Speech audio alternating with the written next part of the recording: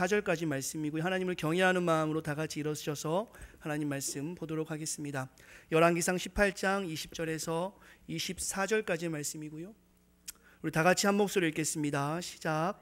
아합이 예 이스라엘의 모든 자손에게로 사람을 보내 선지자들을 갈멜산으로 모으니라. 엘리야가 모든 백성에게 가까이 나아가 이르되 너희가 어느 때까지 둘 사이에서 머뭇머뭇하려느냐. 여호와가 만일 하나님이면 그를 따르고 바알이 만일 하나님이면 그를 따를지니라니 백성이 말 한마디도 대답하지 아니하는지라.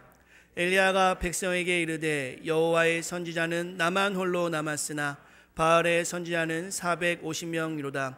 그런즉 송아지 둘을 우리에게 가져오게 하고 그들을 송아지 한 마리를 택하여 각을 떠서 나무 위에 놓고 불은 붙이지 말며 나도 송아지 한 마리를 잡아 나무 위에 놓고 불은 붙이지 않고 너희는 너희의 신의 이름을 부르라. 나는 여호와의 이름을 부르니 이에 불로 응답하는 신 그가 하나님이라. 백성이 다 대답하되 그 말이 옳도다 하니라. 아멘. 자리에 앉으시기 바랍니다. 제가 예배를 위해서 한번 잠시 기도하죠. 살아계신 하나님 감사합니다. 오늘 우리를 사랑하여 주시어서 이 시간 주의 전에 나오게 하시고 특별히 예배 가운데 하나님을 찬양하고 또한 귀한 찬양을 듣고 또한 말씀을 듣는 귀한 시간 허락하심에 감사합니다. 이 시간 나와 머뭇머뭇거리며 하나님의 음성을 듣지 못하는 것이 아니라 오늘 우리에게 주시는 귀한 말씀을 잘 알아듣게 하시고 진리와 계시의 영을 허락하여 주시어서 하나님의 은혜가 이 시간에 가득할 수 있도록 우리의 삶을 주장하여 주시옵소서. 부족한 종을 세우셨습니다. 헛소리하지 아니하고 하나님의 귀한 뜻만 잘 증거할 수 있도록 이 시간 우리 주님 함께하여 주시옵소서. 모든 것 주께 맡기며 사랑이 많으신 예수님의 이름으로 간절히 기도했습니다. 아멘. 말씀을 나누기 전에 소개할 분이 있는데 제가 소개하는 걸 좀 깜빡했습니다. 주보를 보시면 권승원 목사님 아이를 출산했습니다. 우리 청년들 많이 기도해 주시고요. 그 다음에 이주하는 형제 자매가 있어요. 청년부에서 오래 섬기다가 황성욱 정에스더 집사 가정이 8일날 이주하게 됩니다. 보시면 인사해 주시고 또 오늘 새로 우리 김태우 집사님 한국에서 결혼하고 3개월 놀다가 이제 왔는데 한번 자리에 일어나시면 저희 좀 환영할까요? 박수로 환영. 아내 되시는 네, 우리 서아름 자매님, 네 반갑습니다. 네. 떠나는 사람도 있지만 또 함께하는 사람들이 있어서 행복합니다. 이 시간에 말씀 보기 전에 함께 영상 잠깐 보고요, 말씀 이어가도록 하겠습니다.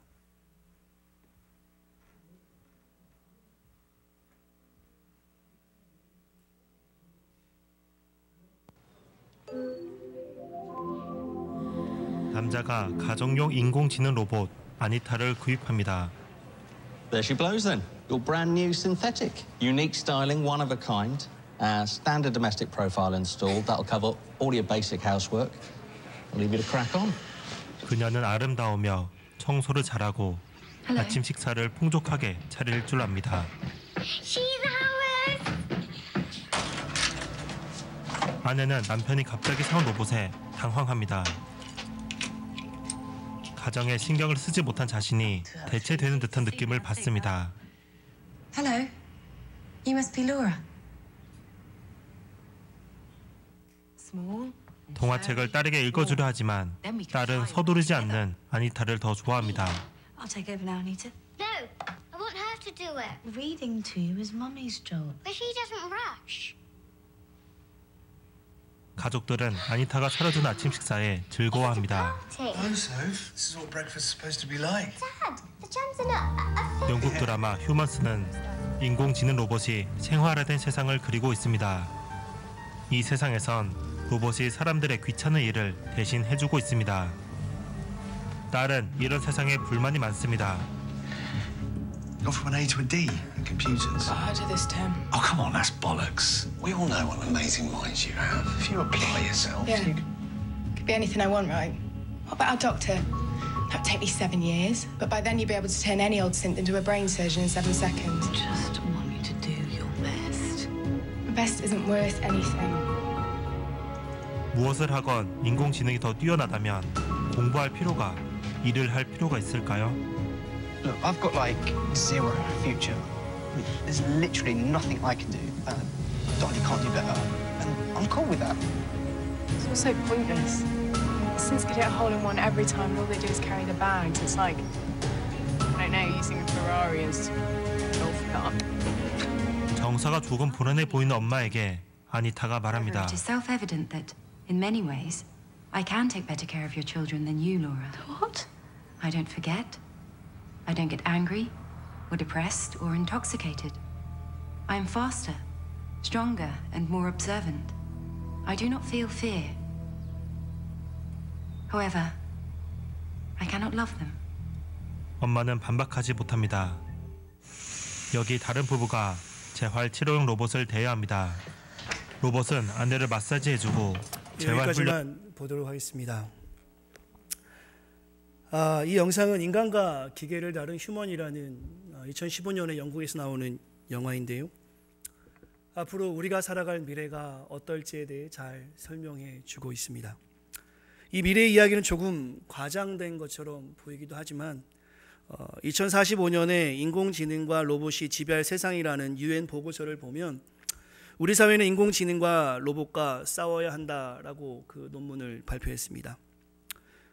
인공지능 로봇과 컴퓨터는 우리의 미래에서 안락함과 편안함 그리고 화려함을 이끌 것입니다. 이것이 미래 사회의 특징이 되겠죠. 이 모든 것들을 가지고 있는 사람, 안락함, 편안함, 화려함을 가지고 있는 사람들이 이제 미래 사회의 객관적 성공의 기준이 될 것입니다. 하지만 이 모든 것들, 안락을 추구하고 편안을 추구하는 것은 오늘 우리가 살펴볼 성경의 관점으로 본다면 예수의 제자로 살아가는데 참으로 방해되는 요소가 될 수 있습니다. 왜냐하면 예수님의 제자의 삶은 미래 사회의 특징이 될 이 로봇과 컴퓨터로 상징되는 평안함, 안락함, 화려함과는 분명히 다른 좁은 길과 자기를 부인하고 십자가를 따르는 삶이라고 주님께서는 말씀하셨습니다. 또한 예수님이 이 땅에 오셔서 하신 일은 자기의 편안을 위해서, 자기의 화려함과 어떤 개인의 성취를 위해서 집을 사고 땅을 사고 차를 사신 것이 아니라 우리 예수님께서 이 땅에 오신 것은 타인을, 즉 세상을 구원하시기 위해 십자가를 지신 일이었습니다. 그리고 이것을 예수 믿는 모든 사람들이 따라하기를 우리 예수님은 원하십니다. 이것이 제자이죠. 세상에 주는 안락함과 편안함 그리고 화려함은 예수님을 잃어버리기에 매우 충분한 요소가 될 가능성이 있습니다. 이런 생각할 수 있죠. 인공 로봇이 우리의 모든 일을 좀 도와준다면 시간이 좀 많아서 우리가 좀 더 주의 일을 많이 할 수 있지 않을까요? 그렇지 않습니다. 여러분도 알겠지만 상황이 간절할 때 여러분이 하나님을 찾는 시간 그리고 마음과 상황이 편해졌을 때 하나님과 교제하는 시간의 차이를 구분해 보면 분명하게 달라요. 한번 생각해 보세요. 처음 이민 오셨을 때, 처음 유학을 준비하는 그 시절에 유학 와서 첫 중간고사를 보고 이 공부를 계속 해야 되나 말아야 되나 하는 그 정체성에 흔들릴 때 여러분이 간절하게 하나님을 붙든 적이 있습니다. 근데 지금 해보니까 할만하거든요. 공부도 할만하고요, 이민생활도 할만합니다. 결혼하기 전에 그 어려움이 있었지만 결혼해보니까 할만합니다. 편함이 나 안에 엄숙하게 밀려올 때 나는 더욱더 주님을 찾지 않는 우리의 모습을 우리는 좀처럼 경험할 수 있죠. 우리가 살아갈 미래는 더 편안하고 더 안락하고 더 화려하기 위해 지금보다 더 일해야 되고 더 세상에 살아야 할 것입니다. 이러한 결과로 지금보다 우리는 더 하나님과 함께 할 수 없는 세상의 유혹을 받죠. 이렇게 교회 와서 예배하는 분들이 지금은 이렇게 많지만 2020-2040이라는 한국교회 미래 지도라는 책에 보면 2020년 이후가 되면 유목민 성도, 애벌레 성도가 많아질 것이다. 그냥 집에 앉아서 인터넷으로 자기가 원하는 설교 보고 마음에 들면 벤모나 인터넷 베킹으로 헌금 보내고 그리고 자기 일 그냥 하는 거예요. 바쁨이란 이름으로 하나님께 나오는 정성이 점점 더 약화되는 시대가 미래의 시대이고 그것을 편함 혹은 안락함, 화려함이라고 우리는 설명하기도 합니다. 결국 사람들은 전지전능한 하나님이 아니라 전지전능한 인공 로봇과 컴퓨터에 의지하며 살아가게 되겠죠. 농업사회보다 산업사회가 그랬듯이 산업사회보다 정보화사회가 그랬듯이 정보화사회보다 인공지능사회, 우리 모두는 그렇게 될 것입니다. 앞선 영화의 결과는 그렇습니다. 인간들이 귀찮고 하기 싫은 일들을 인공지능 로봇이 하게 되고요. 이제 더 이상 인간은 설 자리를 잃게 됩니다. 하물며 남편의 역할을 로봇이 하게 되고요. 아빠 엄마의 역할을 로봇이 하게 돼요.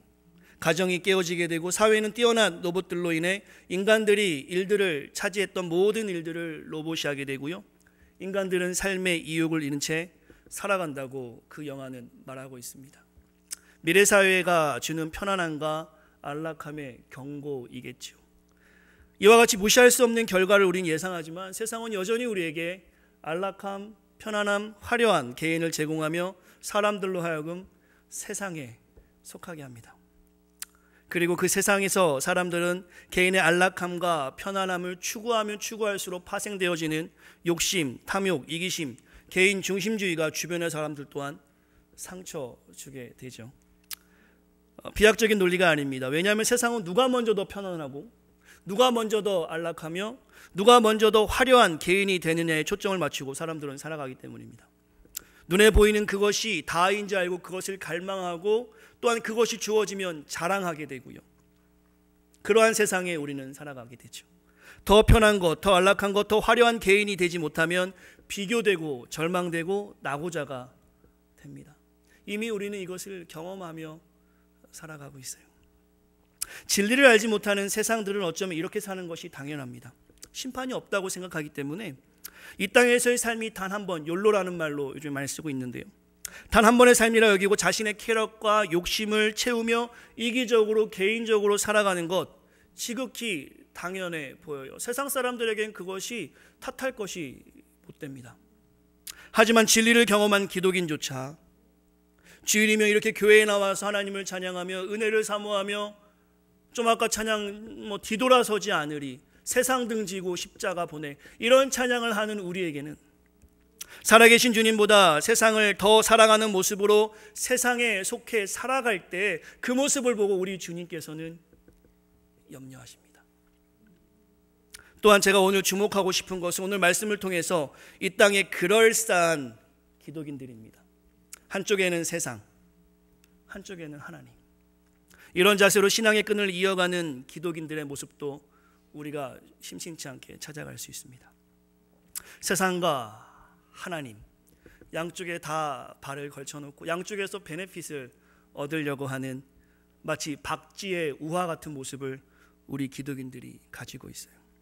세상에서 절대 포기 못하는 탐욕, 욕심, 이기심을 가지고 신앙생활을 하다 보니까 열매는 없고 삶에서 매우 어려운 가치관의 충돌만 일어납니다. 믿음이 약해지는 거예요. 의심이 생기기 시작합니다. 혹은 그저 습관적인 종교생활로 우리의 성경적 가치관이 전혀 세상에 영향력을 주지 못해요. 오히려 우리가 키우는 자녀들에게도 다음 세대에게도 영향력을 주지 못하는 모습을 보게 됩니다. 사랑하는 성도 여러분, 이것은 하나님을 사랑하는 자의 자세가 못됩니다. 결혼하신 분들 계신데요. 머뭇머뭇거렸다면 결혼 못했을 거예요. 그죠? 이 사람한테도 한번 얘기하고 저 사람한테도 한번 얘기하고 전문용어로 포크질이라고 하는데 형제들은 그렇게 몰래 한다 하지만 자매들은 그 모든 이야기를 공유합니다. 그래서 그 사람이 마음에 들지 않아도 내가 여전히 어필 매력이 있다는 걸 좀 보여주고 싶어서 근데 자매들이 공유하기 때문에 머뭇머뭇거리면서 포크질하면 그 사람은 절대 연애 못해요. 선택과 집중했을 때 우리 종훈 형제가 결혼한 거죠.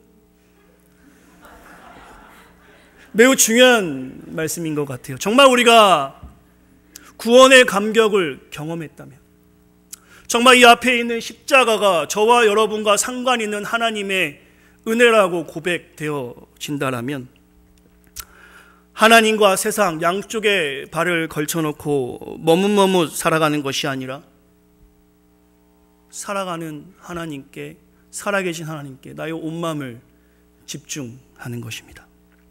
그래서 오늘 말씀의 제목을 머뭇머뭇 거리는 자들에게라고 정해보았습니다. 저는 오늘 미래 사회가 이러하니 이렇게 대비하고 준비하자라고 말씀을 전하는 것이 아니라 이러한 미래 사회에서 우리가 어떻게 기독인으로 살아갈 수 있는가에 대한 질문을 던져보고 거기에 대한 답을 우리가 최종 권위로 믿는 성경을 통해서 찾아보려고 합니다. 오늘 말씀에 큰 도전이 되기를 소망합니다. 오늘 메시지를 준비하면서 매우 어려운 시간을 보냈습니다. 그 무게가 매우 무겁고 감히 나 같은 사람이 이 말씀을 전할 수 있을까? 저도 여전히 세상과 하나님 양쪽에 발을 걸쳐놓고 살 때를 목격하는데 과연 내가 이 말씀을 전할 수 있을까? 기도하며 준비하고 매우 어렵게 이 말씀을 전하는데요. 오늘 말씀은 교회를 처음 오셨거나 혹은 그리스도의 사랑을 잘 모르는 분들에게 초점을 맞추기보다는 교회를 오래 다니며 모태신앙으로 하나님의 사랑을 경험한 분들과 이 말씀을 좀 나누고 싶습니다. 이전에 그 간절함, 정말 그 긴급할 때 그 간절함을 가지고 살았는데 지금의 편안함과 안락함으로 내가 동화되어서 지금 내 기독인의 정체성이 명확하지 않는, 하지만 앞으로 교회를 이끌어갈 그 동역자들과 오늘 말씀을 나누고 싶어요. 그리고 오늘 하나님의 사랑을 잘 모르는 초신자 분이 계시다라면 기독인이 하나님께 나아가는 마음이 이러해야 한다라는 사실을 성경을 통해서 이해할 수 있는 시간 되시기를 간절히 소망합니다. 저번 주에 우리 박 목사님 통해서 세상엔 두 종류의 사람이 있다고 했습니다. 피자를 다 먹는 사람, 끝을 남기는 사람. 피자집 사장님이 말씀했다는데 말씀 들을 때도 두 종류가 있어요. 베드로가 말씀을 전했을 때 회개하고 자복하고 내가 어찌할까 하며 하나님 앞에 납작 엎드려 회개했던 주의 종들이 있었고요. 스데반이 동일한 말씀을 전했을 때 이를 갈며 돌을 지는 자들이 있었습니다. 오늘 이 자리에 앉아있는 우리 모두가 두 종류의 사람 중에 하나님 말씀을 들었을 때 내가 어찌할까 회개하며 하나님 앞에 겸손히 엎드려 하나님의 은혜를 구할 수 있는 임마누엘의 온 성도가 되시기를 간절히 축원합니다. 오늘 귀한 말씀으로 도전받아 세상과 하나님 사이에 머뭇거리는 것이 아니라 삶이 전환되어서 하나님께 온전히 나의 삶을 고백되어는, 또 하나님 나의 주인임을 선포하는 하나님의 제자가 되어서 열매 맺는 우리가 되길 기도합니다. 오늘 본문인 18장은 우리가 아주 잘 아는 이야기입니다. 엘리야가 갈멜산에서 놀라운 일을 한 것이죠. 싸움 이야기예요. 세상에서 가장 재밌는 구경이 싸움 구경, 불구경이죠. 모르시는 분은 어쩔 수 없고요. 이 성경의 싸움 구경과 불구경이 한 번에 드러납니다. 그리고 이 구경에 수많은 사람들이 모인 거예요. 구름같이 허다한 사람들이 이 싸움 구경과 불구경을 보기 위해서 모였습니다. 빽빽하게 갈멜산에 사람들이 모였어요. 머뭇머뭇대면서 무엇이 옳은지 모르는 많은 사람들이 그 주변에 모였단 말입니다. 그때 엘리야가 이렇게 이야기하죠. 18장 21절입니다. 엘리야가 모든 백성이 가까이 이르되 너희가 어느 때까지 둘 사이에서 머뭇하려느냐? 여호와가 만일 하나님이면 그를 따르고 바알이 만일 하나님이면 그를 따를지니라. 백성이 한마디도 대답하지 아니하니라.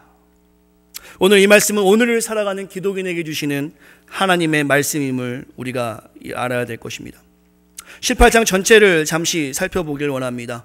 오늘 장면을 이해하고 싶은데요. 18장 앞장이 17장 1절에서 보시면 엘리야가 하나님의 명령대로 아합에게 가서 가뭄을 예언합니다. 하나님의 심판이죠.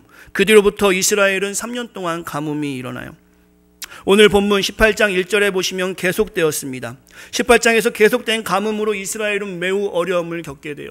우리는 농사를 짓지 않아서 가뭄이 얼마큼 되면 어려운지는 잘 모르지만 슈퍼에 가면 물이 많이 있으니까요. 근데 농사 짓는 분들에게 한 달, 두 달만 비가 오지 않아도 매우 어려운 것을 아마 아실 겁니다. 3년 동안 가뭄이 있다는 것은 그 땅에 먹을 것이 없는 것입니다. 농경사에는 더더욱하죠. 매우 어려운 상황이 지속되고 있는 것입니다. 당시에 북이스라엘 왕인 아합 왕은 이 모든 일들이, 이 어려움이 엘리야 때문에 일어났다고 생각합니다. 그리고 엘리야를 찾기 시작합니다. 3년 동안 온 땅을 쥐잡듯이 뒤지는 거예요. 엘리야가 누굽니까? 이스라엘 역사상 가장 위대한 선지자입니다. 아합은 누굽니까?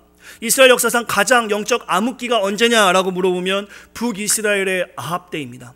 그 지금 현재 가장 영적 암흑기의 왕으로 있는 아합 때에 엘리야가 활동하는 것이죠.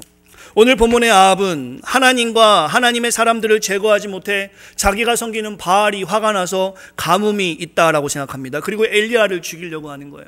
본문을 다 읽어보시면 엘리야와 관련된 모든 사람들을 죽입니다. 엘리야와 엘자와 관련돼서 엘리야와 밥을 먹은 사람들, 엘리야를 아는 사람들, 엘리야의 소식을 아는 사람들, 엘리야와 관련된 모든 사람들을 아합은 잡아 죽이는 거예요. 매우 어려운 시대인 것이죠. 이 소식을 엘리야가 듣습니다. 3년 전에 가뭄을 이야기했지만 본인은 숨었어요. 하지만 들려오는 소식에서는 자신이 하나님을 순종하는, 하나님의 일을 순종하는 마음으로 했지만 자신의 지인들이, 자신의 가족들이, 자신의 친구들이 자신 때문에 어려움과 공경과 죽음을 당한다는 소식을 듣게 되는 것입니다. 더 이상 엘리야가 숨어 지낼 수가 없어요. 하나님 이제 때가 됐다 말씀하십니다. 아합이 온 땅을 뒤집듯이 엘리야를 찾고 있습니다. 이렇게 어려운 상황에 엘리야가 아합의 신하인 오바댜를 만납니다. 성경을 보면서 말씀을 좀 나누려고 하는데요. 오바댜가 누구냐? 오늘 본문 13절에 보시면 아합의 신하이지만 이세벨이라는 아합의 아내입니다. 그 이세벨이 여호와의 선지자들을 다 잡아 죽일 때, 좀 전에 그런 이유로 하나님의 사람들을 다 잡아 죽일 때 오바댜라는 사람은 그들을 숨겨주고 먹을 것을 줬던 아주 좋은 사람이었어요. 이 오바댜가 엘리야를 만나게 됩니다. 그리고 엘리야가 오바댜에게 이렇게 이야기하죠. 오바댜야, 내가 너의 소식을 들었다. 따뜻한 미소로 그에게 이야기합니다. 그동안 얼마나 힘들었니? 이제 너는 너의 왕에게 가서 나 엘리야가 이곳에 있다고 전해라. 내가 오늘 아합을 만나리라. 이 소식을 들은 오바댜가 두려워 떨며 이렇게 이야기합니다. 만약 내가 엘리야 당신이 여기 있다고 왕에게 전했다가 당신이 도망이라도 가면 나는 죽는 목숨입니다. 혹은 당신이 있어도 내가 당신과 대화한 것만으로도 나는 이미 죽은 목숨입니다. 나에게 왜 이렇게 큰 어려움을 주십니까? 오바댜는 오히려 엘리야에게 항의하듯이 이야기하죠. 그때 15절 성경을 보시겠습니까? 15절 같이 읽겠습니다. 시작. 엘리야가 이르되 내가 섬기는 만군의 여호와께서 살아계심을 두고 맹세하노니 내가 오늘 아합에게 보이리라. 지금 이 상황은 아합에게 눈에 띄면 무조건 죽는 상황입니다. 엘리야를 아는 모든 사람까지 죽이는 그 상황에서 오늘 엘리야가 아합의 눈에 띄면 그냥 죽는 거예요. 하지만 오늘 엘리야는 아합에게 자신을 보이겠다 말씀하십니다. 한편의 역사 드라마 같아요. 그리고 오늘 본문 17절에 보시면 아합과 엘리야가 만나는 장면이죠. 3년 전 역사의 한켠에서 가뭄을 예견하고 사라졌던 엘리야가 오늘 죽음을 불사하고 아합 앞에 나오게 됩니다. 17절 말씀 보시면 엘리야가 볼 때 아합이 그에게 이르되 이스라엘을 괴롭히는 자가 너냐? 오늘 아합이 엘리야를 너 때문에 우리가 괴로워 죽겠다라고 이야기하는 것입니다. 용서하지 않겠다. 너 잘 만났다. 아합이 그러는 거예요. 18절 보시면 엘리야가 답합니다. 웃기는 소리 하네. 이건 제가 넣었습니다. 성경이 없고요. 너와 너의 아비가 이스라엘을 괴롭힌 거 아니냐? 왜요? 너가 여호와의 명령을 버렸고 바알을 따랐기 때문이다. 오늘 본문의 엘리야는 담대히 하나님을 말합니다. 그가 오늘 이 어려움은 너로 인해서 너가 하나님을 버리고 바알을 택했기 때문에 이 어려움이 있다라고 이야기하는 것입니다. 그러면서 19절에 보시면 이제 나는 오늘 너와 싸우길 원한다. 결투 신청을 하는 것이죠. 바알의 선지자 450명과 아세라 선지자 400명을 갈멜산으로 오라고 합니다. 이 자리에 계신 우리 장년 성도님들 이전에 학교 다닐 때 싸움하실 때 어떻게 얘기하셨죠? 야, 뒷산으로 따라와. 좀 비슷하죠, 좀. 예. 야, 따라와. 이런 표현이죠. 오늘 엘리야가 그런 거예요. 사람이 너무 많으니까 갈멜산에서 만나자는 것입니다. 1대 850의 엄청난 대결이 일어나는 거예요. 이 경기는 90년대 복싱 영웅 누구죠? 타이슨과 홀리필드의 경기. 아니, 우리 청년들은 얼마 전에 했던 메이웨더와 누구죠? 맥그리거. 그런 경기 같은 거예요. 사람들이 소문을 듣게 됩니다. 야, 엘리야가 나타났대. 3년 전 없어졌던 엘리야가 나타났대. 엘리야가 오늘 아합에게 그렇게 이야기했대. 갈멜산에서 한번 붙자고. 오늘 엘리야가 나타나서 갈멜산에서 싸움한대. 온 지역에 소문이 퍼지기 시작한 거예요. 상상해 보세요. 그동안 그토록 찾았던 엘리야가 3년 만에 나타나서 오늘 무슨 일을 하냐면 아합과 싸우겠다는 겁니다. 근데 1대1로 싸우는 것이 아니라 850대 1로 싸우겠다는 겁니다. 사람들은 놀라운 구경거리가 생겼어요. 가뭄이어서 농사도 할 수 없어서 심심했는데 잘 됐다. 구경하러 가자. 손에 이것저것 물을 들고 뭐 있는 거 다 들고 오늘 싸움은 12라운드까지 가면 좋겠어. 내기도 하고 올라갑니다. 수많은 사람들이 갈멜산에 모였어요. 그 가운데 엘리야가 있고 바알과 아세라 선지자 850명과 아합이 서 있습니다. 수많은 사람들은 그 주변을 둘러쌌어요. 누가 이길까? 누가 이길까? 재밌겠다. 그때 엘리야가 그 수많이 모인 사람들, 하나님이 누군지 관심도 없고 그 승리가 누구한테 있을지 궁금해하던 수많은 이스라엘 백성들, 이전에 하나님을 알았던, 이전에 하나님이 하신 그 일을 들었던, 이전에 하나님과 그 간절함에 있을 때 하나님의 은혜를 경험했던 수많은 이스라엘 사람들에게 오늘 엘리야가 이와 같이 말씀을 전하는 것입니다. 21절 말씀. 엘리야와 같은 마음을 가지고 같이 전하겠습니다. 시작. 엘리야가 모든 백성에게 가까이 나아가 이르되 너희가 어느 때까지 둘 사이에서 머뭇머뭇하려느냐.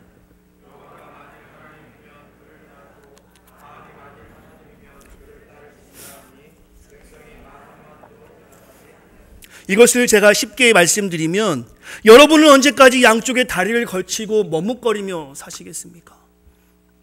여러분의 주님이 하나님이면 주님을 따르실 것이고 바알이 하나님이면 그를 따르세요. 예.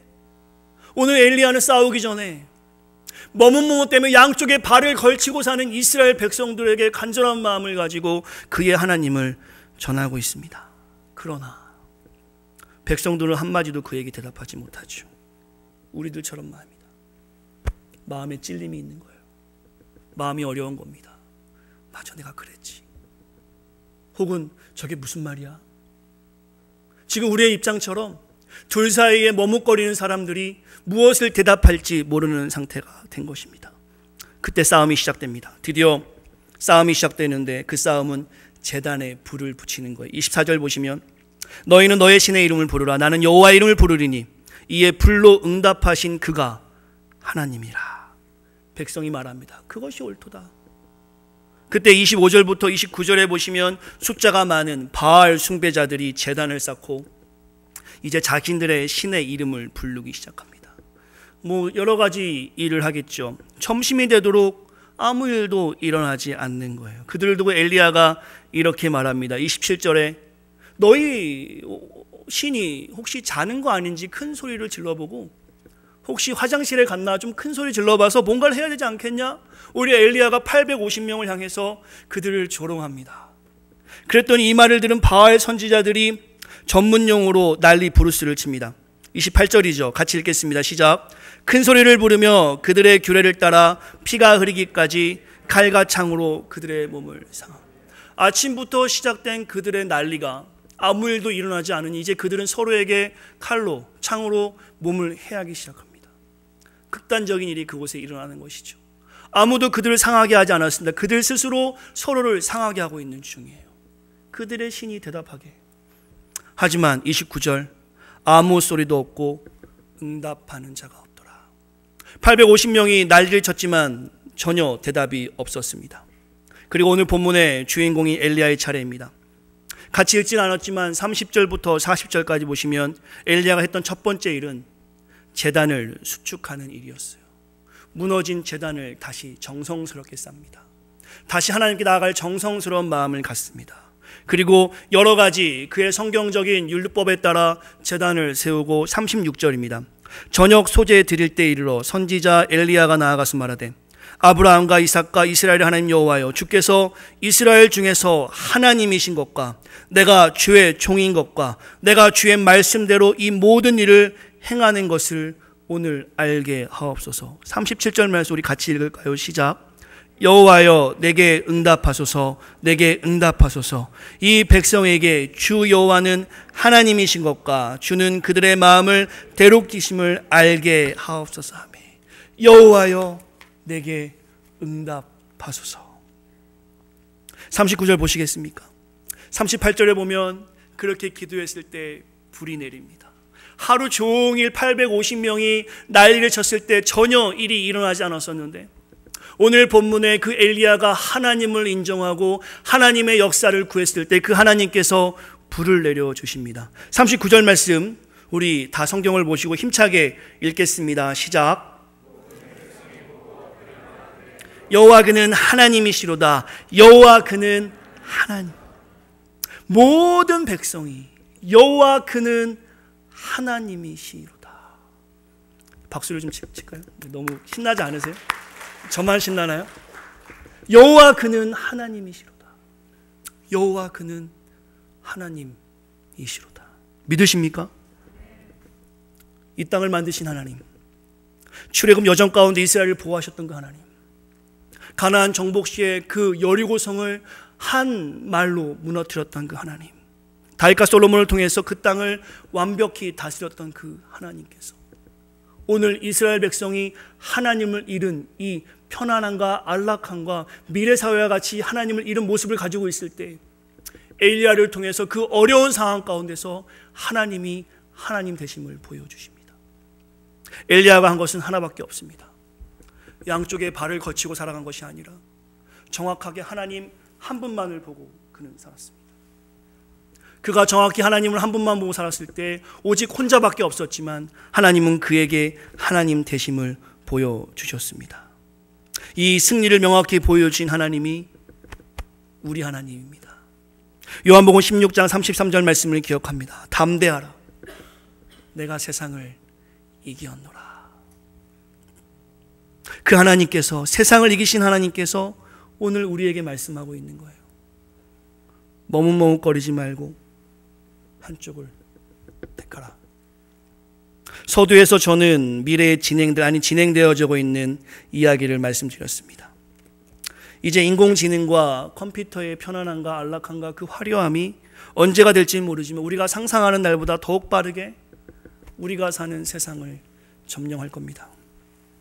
아이언맨 같은 슈퍼 로봇이 나와서 인간을 지배하는 것이 아니라 인간이 불편하고 하기 싫은 일을 로봇이 감당하므로 점점 인간들 사이에 서로를 향한 기대는 없어지고 인공지능 로봇과 컴퓨터에 기대어 살며 우리가 살아가게 될 날이 올 거라는 것에 의심이 없습니다. 그러면서 오늘 북이스라엘 백성들처럼 전능하신 하나님을 점점 잃어가는 거예요. 기억 못하는 시대가 올 겁니다. 저는 오늘 임마누엘 성도들과 비록 한 번의 말씀에 나누는 시간이지만 오늘 우리의 마음이 요동과 도전이 있기를 간절히 기도합니다. 초대교회에 핍박이 있었습니다. 그들은 편안과 화려함과 안락함은 거리가 먼 핍박을 당했어요. 순교의 각오를 다졌던 그 신앙의 선배들을 이 시간에 좀 떠올려 보려고 하는데요. 초대교회에 엄청난 핍박이 있었습니다. 사자의 밥이 되는 핍박이 있었고요. 산채로 화형당하는 불에 태워지는 핍박이 있었습니다. 십자가에 못 박히는 일들도 있었죠. 주님을 인정하거나 부인하는 한쪽을 택해야 하는 절대 절명의 순간들이었습니다. 그때 하나님을 인정함으로 수많은 기독인들이 목숨을 잃었어요. 그들이 이야기합니다. 지금 이 땅에서 주님을 부인하며 제 많은 세상에서 몇 년 사는 것보다 영원한 생명을 갖는 것이 더 중요함을 알기에 우리는 목숨을 내놓습니다. 주님을 부인하지 않으므로 그들은 죽음을 택합니다. 이 시간 우리가 질문할 수 있게 저와 여러분들이 질문할 수 있어요. 이건 매우 논리적인 질문입니다. 어떻게 목숨을 내놓고 신앙생활 할 수 있습니까? 어떻게 그 중에 하나밖에 없는 생명을 내놓고 주님을 인정할 수 있습니까? 오히려 순교자들이 이러한 질문을 하는 우리에게 이렇게 물을 겁니다. 어떻게 제 많은 이 땅에 잠시 살려고, 어떻게 이 제 많은 이 땅에 잠시 살려고 영원한 생명인 그리스도를 포기할 수 있는가? 어떻게 그리스도를 포기할 수 있는가? 지금 우리의 삶에서 그리스도를 포기하고 선택한 것은 무엇입니까? 혹은 지금 우리는 무엇 때문에 주님과 세상 사이에서 머뭇대고 있는 것입니까? 용서하고 들으시죠. 돈 아닙니까? 청년들 공부하는 이유 돈 벌려고 하는 것이고 우리 성도님들 일하는 이유 돈 벌려고 하는 거 아닙니까? 돈 때문에 우리는 삶을 참 많이 희생합니다. 잘 거 안 자고 먹을 거 안 먹으면서 희생합니다. 하지만 우리가 희생하며 버놓은 그 돈들은 한 번도 우리를 위해 희생하지 않습니다. 우리가 진정 어려울 때 그 돈들이 우리를 도와주려고 10불이 갑자기 200불 되고 200불이 1000불 되는 자가 분식하는, 자가 분열하는 일 하지 않아요. 그 돈들은 여전히 힘들 때마다 더더욱 우리의 희생을 요구하고 우리에게 더 희생하라고 합니다. 자녀는 어떻습니까? 우리 청년도 아직 자녀를 낳지 않지만 여러분의 부모님을 생각해 보면 될 것 같습니다.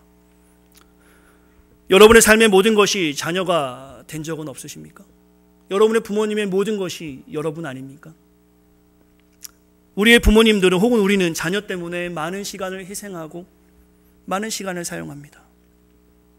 그러나 그 자녀가 다 커서 우리를 위해 희생할 거라 생각한다면 그것은 또 다른 상처가 될 것입니다.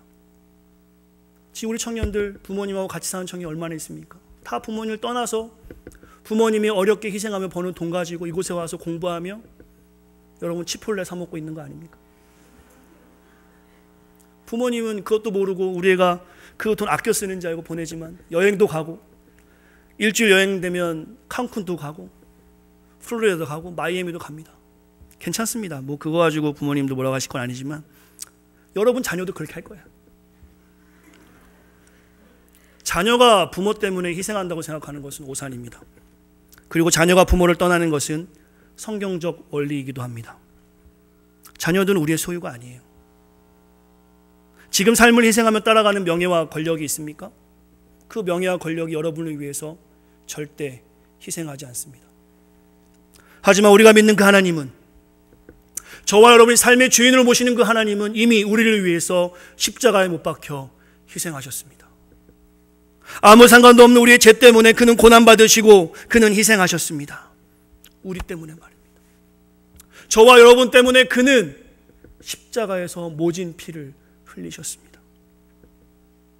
그러나 그 주님을 오늘도 우리가 바라보지 못하고 세상을 기대고 산다면 하나님께서 참 섭섭해 하실 것입니다. 아니요, 성경에서 말하는 심판들이 우리에게 곧 임하게 되겠죠. 초대교회 순교자의 입장에서 본다면 잠시 살려고 주인을 부인하는 자들이 미련하고 바보 같아 보이는 거예요. 영적인 눈으로 보면 그리스도를 포기하고 세상에 잠깐 살려고 도망가는 모습은 미련한 겁니다. 우리 주님께서는 분명히 말씀하시죠. 머뭇머뭇거리지 말고 오늘 우리는 확실히 하나님이 우리의 주인임을 고백해야 하나님께 나아가야 될 것입니다. 오늘 본문의 엘리야를 통해서 제가 두 가지의 적용점으로 오늘 말씀을 좀 마치려고 하는데요. 첫 번째로 따라하겠습니다. 선언하십시오. 좀 더 크게 해보시겠습니까? 선언하십시오. 하나님이 여러분의 주인인지 세상이 여러분의 주인인지 오늘 본문의 엘리야가 이야기했을 때 답하지 못하는 백성들의 모습이 아니라 우리는 하나님을 믿습니다. 하나님이 나의 주인이십니다라고 선언할 수 있는 우리 모두가 되길 간절히 소망합니다. 하나님이 우리의 주인이라면 여러분의 삶에 있어서 정직하게, 정결하게, 정의롭게, 정성스럽게 살아가셔야 돼요. 그리고 우리는 행동해야 합니다. 그 행동은 본문의 말씀으로 적용하고 싶은데요. 정말 여러분과 제가 오늘 말씀을 통해서 하나님이 나의 주인이다, 내가 머뭇머뭇거리는 삶이 아니라 분명하게 나의 시선은 하나님께 향해 있다라고 고백한다라면 여러분과 저는 오늘 본문의 말씀으로 삶에서 적용하길 원합니다. 34절과 33절을 읽지 않았는데요, 이 말씀을 가지고 우리가 우리의 삶에 적용하려고 합니다. 열왕기상 18장 33절 34절 우리 다 같이 큰 목소리로 읽겠습니다. 시작. 또 나무를 버리고 송아지의 각을 떠서 나무 위에 놓고 이르되 통 넷에 물을 채워다가 번제물과 나무 위에 부으라 하고 또 이르되 다시 그리하라 하여 다시 그리하니 또 이르되 세 번째로 그리하라 하여 세 번째로 그리하니. 35절 제가 읽겠습니다. 물이 제단으로 두루 흐르고 도랑에도 물이 가득 찼더라. 불을 붙여야 되는 상황인데 오늘 엘리야가 한 행동은 이상합니다. 물을 제단에 붓고 있는 거예요. 휘발유도 아니고 경유도 아니고 물을 붓고 있는 것입니다. 왜 오늘 본문의 엘리야는 이 중요한 상황에서 하나님이 누구인지를 가리는 정말 절대절명의 순간에서 그 불을 붙여야 될 나무에 물을 붓는 것입니까? 그냥 붓는 것도 아니고 가뭄이 들어서 물이 그동안에 없었습니다. 한 알도, 한 리터의 물도 귀할 때 3통이나 물을 그 제단에 부어버리는 거예요. 왜 그렇게 한 것입니까? 사실 독복이라도 되어서 불을 좀 붙여야 되는데 오늘 엘리야가 그렇게 하지 않아요. 이 장면에서 물을 붓습니다. 흠뻑 적십니다. 왜 그렇습니까? 그 이유는 하나님이 하시는 일을 보여주기 위해서입니다. 물을 부어서 아예 정전기의 1%의 가능성도 일어나지 않도록 불가능한 상태를 만들려고 오늘 엘리야는 어떤 조건도 가능하지 않게 하려고 그 나무에 물을 붓는 거예요. 캘리포니아가 가뭄이 들거나 정전기가 혹은 비가 오지 않을 때 나무끼리 부딪혀 불난다는 얘기를 좀 들었습니다. 엘리야가 그걸 알았나 봐요. 그런 일조차 만들지 않으려고 흠뻑 물을 적셔버립니다. 기도원을 기억하십니까? 전쟁하기 위해서 사람을 모았습니다. 32,000명이 모였어요. 그때 하나님이 그렇게 말씀하십니다. 혹시 그들이 전쟁에 승리해서 숫자가 많아 이겼다 할까 하노라. 하나님께서 300명으로 사람을 확실히 줄이고 하나님이 승리를 보여주시죠. 오늘 본문도 그래요. 무에서 유를 창조하신 하나님 믿으십니까? 무에서 유를 창조하시는 창조주 하나님이 정말 여러분의 주인이라고 선언했다면, 그리고 그것이 오늘 우리에게 신실한 고백이라면 이렇게 결단하면 좋을 것 같습니다. 엘리야와 같이 여러분의 삶에서 불가능한 것을 만들어 보십시오. 사람들은 좀 더 편하게, 좀 더 안락하게, 좀 더 화려하게 살려고 합니다. 그리고 이전의 강단은 좀 더 편안하게 사는 사람들, 좀 더 화려하게 사는 사람들, 좀 더 안락하게 사는 사람들이 이곳에 올라와서 내가 하나님을 믿었더니 집도 주시고 차도 주시고 우리의 자녀들은 세상 사람들이 부러워할 만한 대학도 갔다. 그 복음을 값싸게 만들어 놓은 일과도 우리에게 있습니다. 저는 그렇지 않다고 생각해요.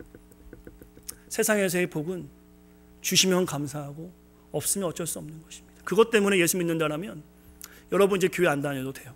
이미 충분히 집도 가지고 계시고 차도 가지고 계시고 자녀들도 충분히 잘 되고 있고요.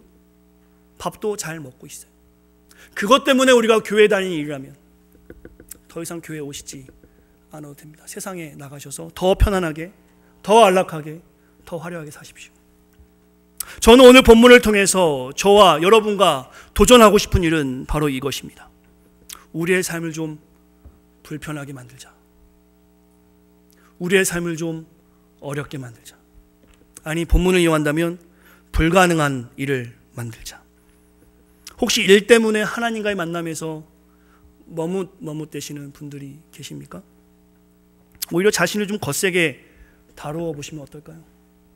8시에 가게 문 닫는 것을 일주일에 하루는 7시로 당겨서 닫아보시고 한 번도 하지 않았던, 불가능하게 여겼던 수요 예배 한번 나오셔서 예배를 회복해 보시길 바랍니다. 전날 너무 피곤하셔서 아침에 일찍 일어나는 것이 정말 불가능한 분들은 한번 이번만큼은 나의 삶에서 너무 피곤하여 죽겠지만 그 불가능한 하루의 첫 시간을 교회에 나오셔서 기도로 하루를 시작해 보시는 건 어떻겠습니까? 기도 회복이 우리 안에 있으면 좋겠습니다. 자녀 때문에 머뭇머뭇 예배 거리시는 분이 있다면 오히려 그 자녀 교육을 가감히 줄여보시고 그런 불가능한 일을 한번 해보셔서 하나님이 그 자녀를 어떻게 키우시는지 한번 기대해 보시면 어떻겠습니까? 그 줄인 교육 시간에 성경적 교육을 하시고 성경적 가치관을 가질 수 있도록 부모가 직접 교육해 보는 것은 어떠시겠습니까? 저는 가정 예배를 그 시간에 드리는 것 참 좋다고 생각합니다. 돈이 문제라면 돈 때문에 죽겠다, 어차피 없는 돈, 물질의 주인이 주님임을 고백하시면서 여러분 삶에서 머뭇거렸던 그 불가능했던 11조를 이제 한번 해보시는 건 어떻겠습니까? 성경금을 작정해 보시는 것은 어떻겠습니까? 매년 가는 가족여행입니다. 지금부터 내년 여름을 준비하고 계시죠? 한 번 정도는 그 가족여행 가는 모든 버짓을 성경금이나 단기선교 여행으로 바꿔보시면 어떠시겠습니까? 앞에 것이 영 어려우시다면 손해보는 삶을 좀 택해보시면 어떠세요? 세상에서 우리가 구별되게 사는 방법은 남들이 하려고 하지 않는 손해보는 것, 희생하는 것이라고 저는 생각합니다. 이 땅에서 조금 손해보더라도, 더 희생하더라도 이미 받은 그 구원의 큰 선물이 있으니 우리가 감당할 수 있지 않겠습니까? 뭐든 자발적으로 좀 자신을 불편하게 하시면서 하나님의 은혜를 좀 구해보시면 어떻겠습니까? 좀 더 교회를 사랑함으로 교회에 어디 손볼 데가 없나 좀 돌아보시고, 청소할 것이 없나 좀 돌아보시고, 남들이 손대지 않는 화장실도 한번 매일 사용하긴 했지만 그 휴지도 한번 버려보시고, 정말 내 인생의 신앙에 성장하면서 한 번도 해보지 않았던 그 불가능한 일들을 한번 해보면 어떠시겠습니까? 교사가 없고 성가대 인원이 없고 교회에 섬길 자원이 없습니다. 국수봉사하려면 사람이 없어서 여러분이 아무 생각 없이 하는 그 모든 일들이 누군가의 희생과 섬김이 있기 때문에 이루어진 일이라고 생각한다면 이제 그 불가능한 섬김을 직접 몸소 누가 시키기 전에 해보는 건 어떻습니까? 우리 청년들 많으니 공부할 시간 너무 없죠. 여러분들이 정말 모든 시간에 최선을 다했었음에도 불구하고 모자라 교회 오지 못한다라면 전 괜찮은 것 같아요. 공부하는 것도 여러분의 사명이니까 말입니다. 하지만 놀 거 다 놀고 커피 마실 거 다 마시면서 잠잘 거 다 자면서 금요일날 교회 올 때만, 주일날 교회 올 때만 시간이 모자라 교회 오지 못한다면 저는 좀 도전을 드리고 싶어요. 공부 때문에 주님과의 관계에서 머뭇거리는 분들이 이 자리에 계신다면 차라리 예배 한 번 더 신경을 써보시면 어떨까요? 어차피 없는 시간, 여러분이 정말 주인이 하나님이라면 성경 보는 일에 좀 더 시간을 쓰시고 주일날만큼은 정말 하나님께 온 마음을 다해서 섬기고 영적으로 여러분의 시간을 더 없게 만들어 보시는 것은 어떨까요? 그리고 그 모든 것을 주님께 책임을 돌리세요. 내가 하나님을 신뢰합니다. 여러분의 제단에 물을 부어서 절대 불이 날 수 없을 만큼 불가능한 상황을 만들어 보시고 이제 여러분은 하나님을 택하시고 그 하나님의 은혜를 구해 보시는 것은 어떻겠습니까? 우리의 삶에서 어려움을 하나씩 만들었으면 좋겠어요. 인생이 깁니다. 100년 시대라고 하는데요, 100살 시대. 올해 여러분이 만약에 시험에서 통과 못해서 한 학년 더 한다 해서 세상이 멈춰 있거나 더 빨리 가거나 그렇지 않아요. 세상은 그대로입니다. 하나님의 뜻을 바라보시면서 그 실패도 내 성장의 중요한 부분임을 깨닫고 하나님께 온전히 나의 삶을 드려보는 것은 어떠시겠습니까? 신앙의 훈련을 추가해 보셔서 정말 불가능한 상황을 더 불가능하게 만들어 보세요. 2부에 제가 사랑하는 청년들이 참 많이 있는데요, 그 열심과 성심은 어디 갔습니까? 결혼하기 전에 그 열심과 성심은 결혼 후에 팔아먹은 건가요?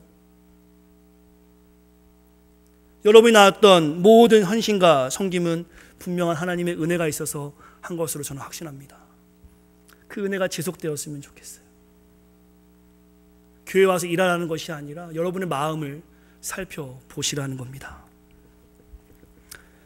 오늘 본문은 우리에게 매우 어려운 본문인 것 같아요. 저에게도 그래요. 저도 편안한 거 좋고요, 안락한 거 좋고요, 화려하게 살고 싶어요. 좀 화려해 보이지 않나요? 저도 그래요. 근데 그런 것에 맞들려서 우리가 하나님을 잃어버린다면 하나님 섭섭해 하실 것입니다. 종교개혁 500주년을 맞아서 오직 성경이라는 큰 주제를 우리가 알고 있습니다. 성경으로 돌아가자. 무엇이 성경으로 돌아가는 겁니까? 정말 하나님이 나를 위해서 무엇을 하셨는지를 바로 알고 그것을 정말 알았다라면 삶에서 열매 맺으라는 거예요. 알기만 하고 끝나는 것이 아니라 실천하라는 겁니다. 여러분 삶을 통해서 열매가 하나도 없다면 정말 우리가 구원에 감격받은 사람들이 맞는가? 하나님의 인도하심을 경험해 보시기를 축원합니다. 이런 경험 없이 도전 없이 어떻게 신앙이 자라기를 소망합니까? 저는 풋볼을 좋아하지 않습니다. 어떤 집사님이 저에게 그랬어요. 풋볼을 재밌게 보려면 팀을 정해야 합니다. 일단 팀이 있어야 된대요. 그렇죠? 그래서 저는 정했어요. 이글스. 풋볼은 몰라도 이글스가 이기면 던킨 도넛에 가서 커피 한 잔을 받습니다. 좋은 정보도 드립니다. 자기가 좋아하는 팀이 없으면 아무리 재밌는 경기도 재미있을 수가 없어요.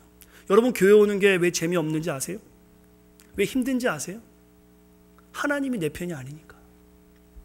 교회 올 때마다 죽겠죠. 아침에 일어나면 오늘 1시간 더 잤으니까 조금 개운하지만 아침에 왜 이렇게 빨리 오는지 9시 반에 순식간 벤이 벌써 와 있대요. 준비도 안 했는데.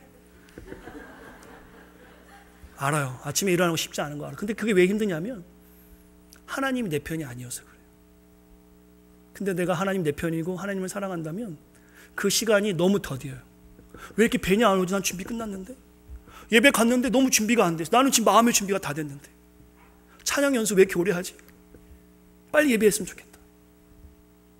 정말 하나님이 우리 편이면 그 예배가 힘들지 않습니다. 정말 성도가 내 가족이면 국수 봉사하는 게 힘들지 않아요. 주차 봉사하는 게 힘들지 않아요. 이 교회를 살피는 것이 전혀 힘들지 않습니다.